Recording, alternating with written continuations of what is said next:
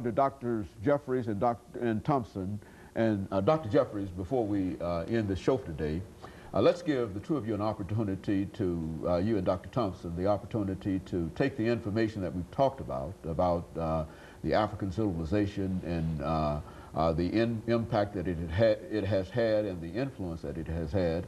How do you get this information down to a lower level? Because it's fine and that the two of you as researchers, college professors, dealing with college students know this information. That's fine, but what about at a lower level, perhaps at the high school level or at even below that? How can this information be disseminated to a wider audience? I think that's one of the great challenges that we face. How to get this enormous explosion of information about African peoples that reverses this whole negative information flow that was institutionalized for so many years. How do we get this information down into our families and into our institutions and organizations where it will have an impact? And that's one of the themes of our conference this weekend, to be able to put it in the hands of the youngest of our peoples who are being educated.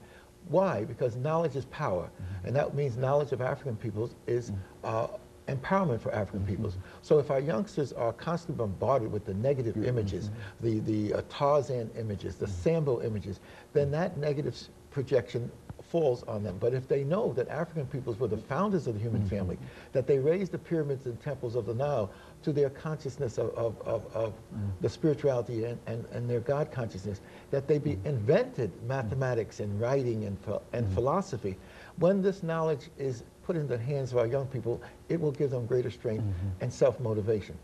I was at an affair in the Black History Month where they had a school in which the preschool through grade 8 put on a program on history. They presented the black inventors that invented so many of the things that are part of modern society, the light bulbs, the Elijah McCoy and his work. And the other classes presented, for example, the Massachusetts 54th, the fight of black people in the Civil War for their own freedom, etc.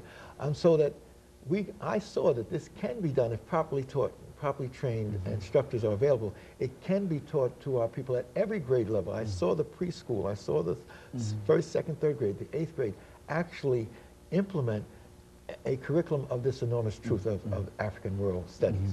Dr. Thompson, coming from Chicago and certainly with a large African-American community there, what are you doing in that great city to sort of disseminate this information throughout? Well, on 2 occasions we actually worked with Chicago Public Schools in creating a curriculum guide for the schools.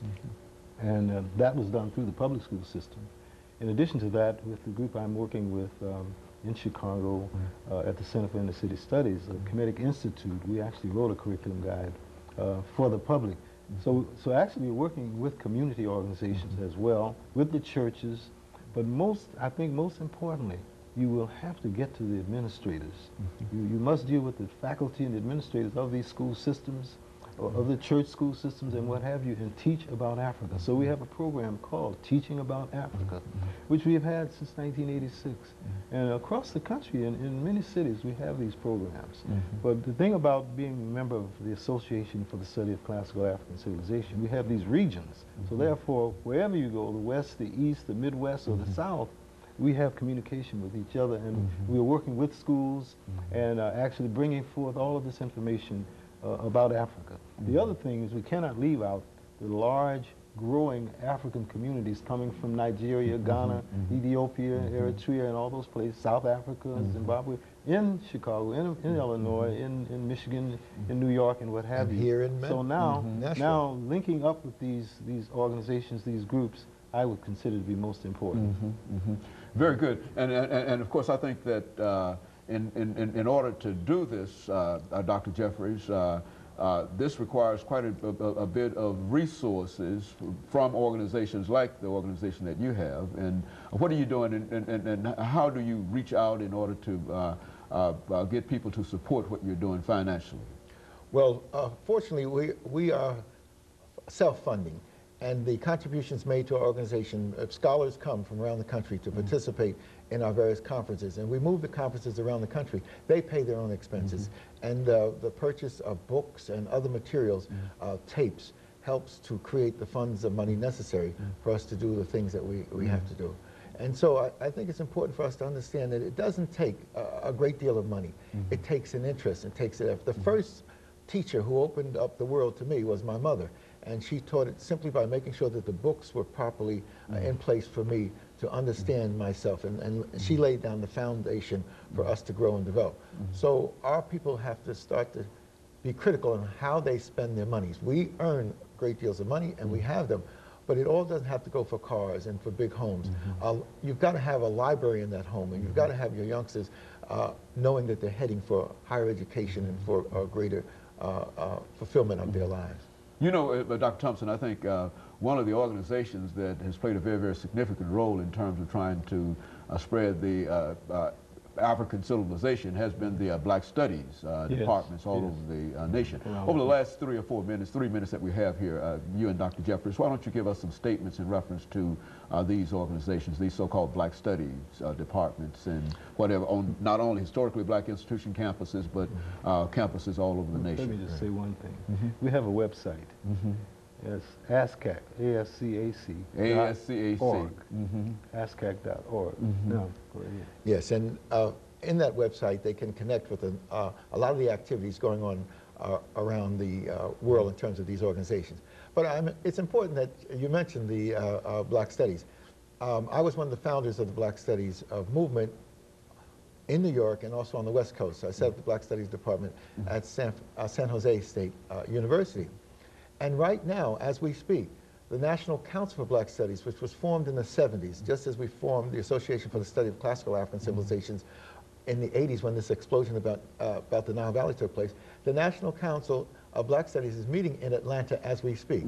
And hundreds of scholars like ourselves and teachers and many, many hundreds of students are meeting doing some of the same things. I wish I was 2 people now, or I wish I had a helicopter. I could be here in Nashville and participate, and I could fly off to Atlanta and participate. My nephew, Dr. Hassan Jeffries, who's now at the University of Alabama, Tuscaloosa, he's presenting in Atlanta, and he will be awarded his PhD in May from Duke University. He was raised with this consciousness of world studies, so he can move in the African world, but he did his PhD on Lowndes County Freedom Party in Alabama. And he knows the importance of making the connections of African peoples. Dr. Thompson, over the last 2 minutes that we have, let's give you and Dr. Jeffries, you first, Dr. Thompson, an opportunity to make some final comments to our audience this morning. We've got about 2 minutes. That gives you about a minute, and then, of course, Dr. Jeffries will have some of the things that you want to leave with us. My most important statement is I'm happy to have been here in the state of Tennessee, a very important place for the development of the pyramid idea, which I saw in Memphis, and a continuation of the idea that we are an African people, and I think that's most important. Dr. Jeffries. And I would like to say, as Frederick Douglass said, in struggling against enslavement, if there is no struggle, there is no progress. And we have to continue to struggle so that progress can be realized.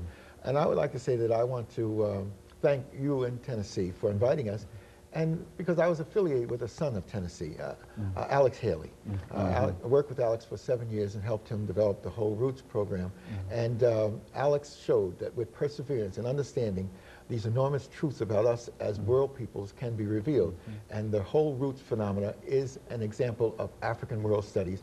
And it begins here in Tennessee, where Alex's family gave him the foundation and the interest to allow him to connect with Africa. Over the last half minute, where did you meet Mr. Haley, and say something about that? As I set up the Black Studies Department at San Jose State in California, in San Jose, he was in San Francisco working on the idea for Roots and trying to develop it.